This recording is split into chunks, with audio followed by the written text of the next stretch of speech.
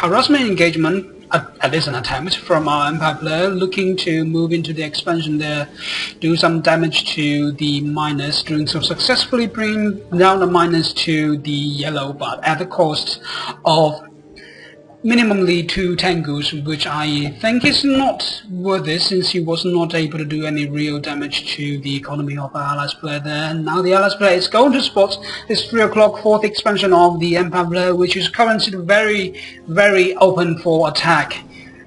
And the allies player is going to bring in 2 of the Vindicators out of his bombing. Excuse me. Drinking too much coffee there. Bringing down the refinery to the yellow, and it's going to move his 2 Vindicators into the main base, looking the unit composition of the Empire player and indeed the army positioning of the Empire player. Now the Empire player is expecting an attack from this angle here. Is getting out his force to the 3 o'clock expansion, and indeed he's going to move back his MCV to a safer spot. Or is he going to do that? No. Is he going to...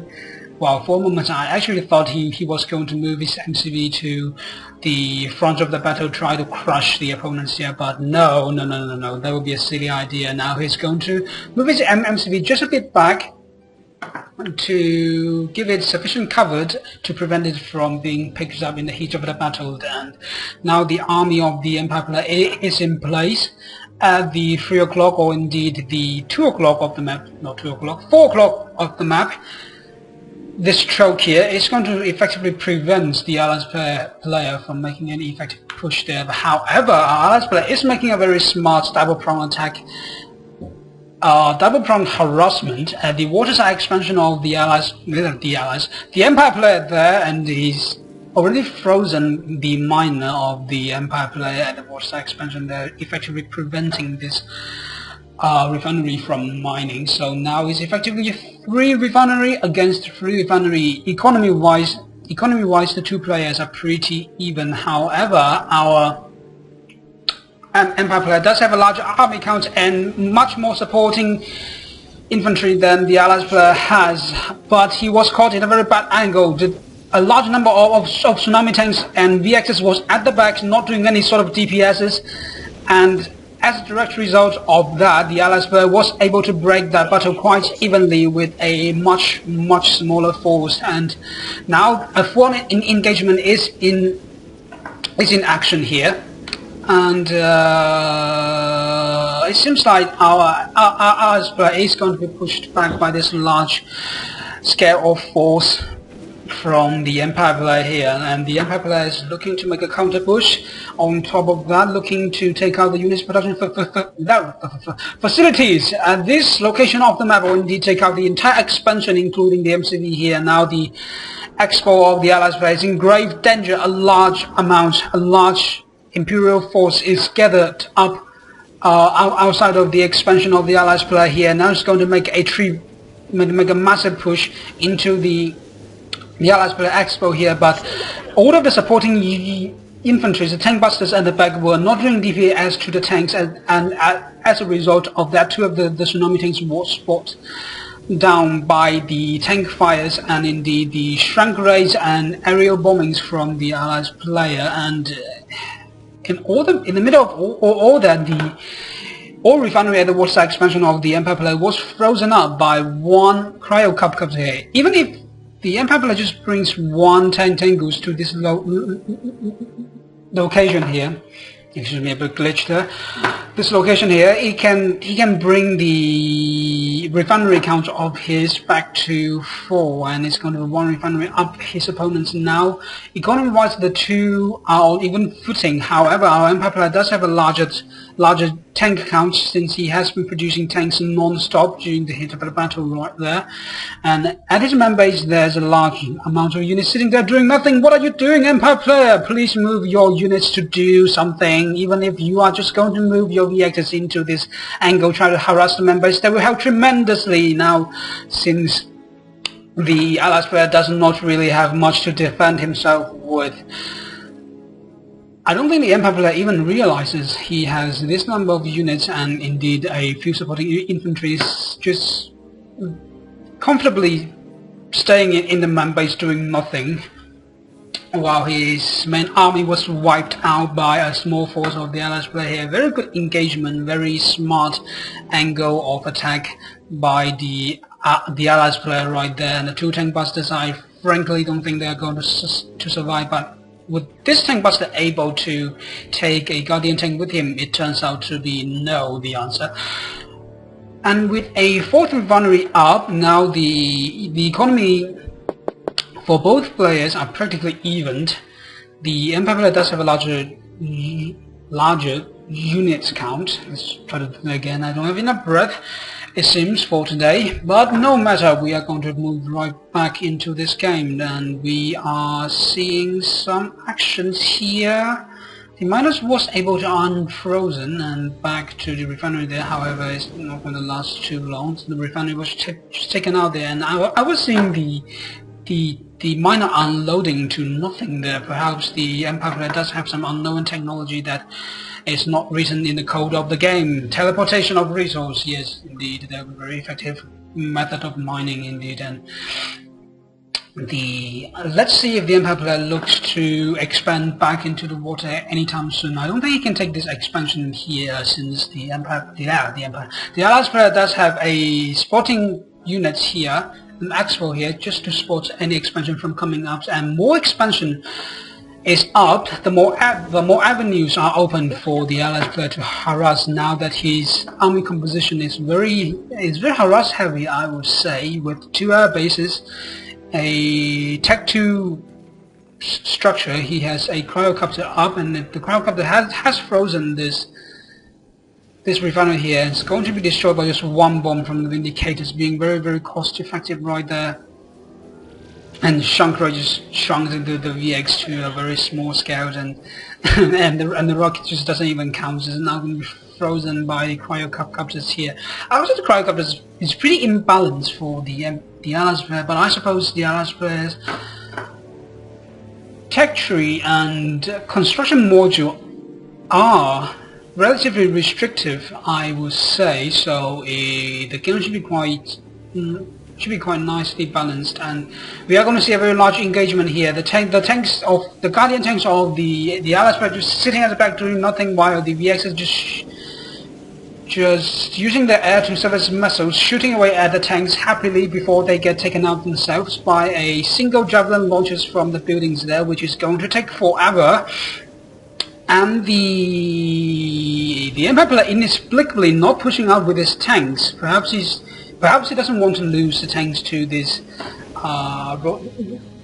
this rocket fire from a building here. Is planning to take it out by using the Imperial Warriors first, and is now going to push out with his tanks. I don't know if he has enough to break the Allies player entirely, but he has taken out one of the armor facilities there, and with 2 refineries down, he has only 2 refineries remained as opposed to his opponent's 3. He doesn't really have a choice but to push, but the Allies player is very smartly conserving his forces here. He knows that he cannot engage his army directly. He has to wait for air support and more units and more units coming out in order to take out the infantry support by for the Empire player, using the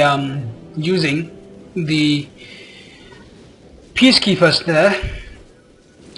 And doing so quite successfully, I would say. Most of the forces of the Empire player was taken out there, but the Empire player is being careless with his VX positioning here. He has lifted up his VXs into the air, and one of them was shrunk and is now going to be shot down by this monocular turret. And without any sufficient anti-air, the tanks will be comfortably taken out by the Allies player here. What an amazing defense by our Allies player. Now the scale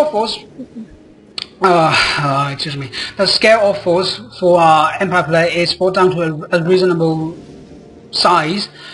The Allies player would be able to hold this expo here at the cost of only 1 armor facility, one air base, and 1 barracks, and almost practically all of his units but it doesn't really matter. He has a larger economy now, and the Empire would have to rebuild his refinery, so it's going to take him a while before he can go back to the normal rate of unit productions. And speaking of unit production, he does have a reasonable force at this phase of the game, now that his opponents does not really have any Mac production facilities coming up for him, and with sufficient anti-air, which are 3 VXs on the ground, I think he'll be able to make an effective push into this expo here, perhaps looking to destroy the economy of the Allies player, or indeed wreck the MCV of the Allies player there. And it's going to come down to whether the Allies player is able to get up enough forces, in particular the infantry force, quickly enough for him to defend this choke. He does have the terrain advantage now that he has a choke coming out for him if he is smart with his turret positioning. He can hold with this amount of force that the Empire player does have at his main door, and it seems that the Empire player is just trying to keep up the unit production here, not thinking about re-expanding to any of the 2 lost refineries of his. And the 2 miners do remain. Well, this is a side you don't often see. The refineries were destroyed, but the miners survive. I guess distance mining is sort of mining. I would say that it's half a refinery. It's not as effective as a refinery that, especially considering the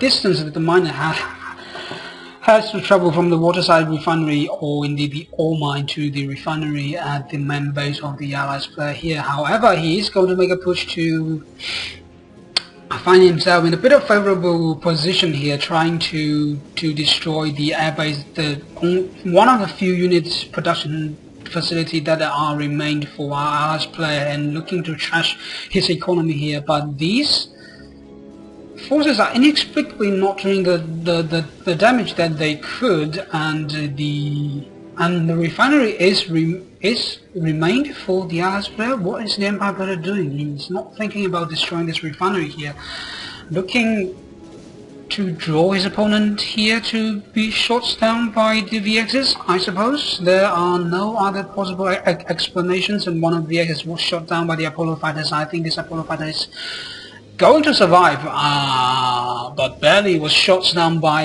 the last rockets from the Striker VXs on the ground there. And now there's really nothing the Allies player can do to counter this force here, and if the Empire player does keep up with his unit production, which he is, I think he's going to be taking this game quite handily, unless our Allies player can put out some miracle defense with his turrets and his air force here, which is currently consists of a large number of cryocopters. They can use their shrinking rays and try to freeze up the anti-air so that the ground forces can be destroyed by the Vindicators there. But I don't even think the Allies player has any Vindicator.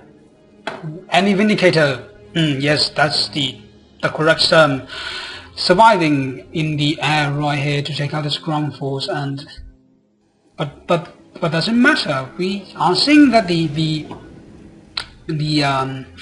Allies player is being very cost effective indeed with his 3 cryocopters. He's happily freezing away and shrinking away the ground forces of the Empire player here, and destroying the forces with infantry, which is a very smart move, which is one of the reasons why I think cryocopters are in bar for Allies players. But it doesn't matter. We are going to see a very unfavorable engagement, I'll say, with one peacekeeper trying to hold off against this large mech force here, which is not going to happen. And we are seeing a scouting infantry, a peacekeeper, trying to make his way into the main base, or indeed the MCV position of the Empire player here. And while the Empire player is drawing his opponent's attention away using a burrow tank busters, a general ranked burrow tank busters,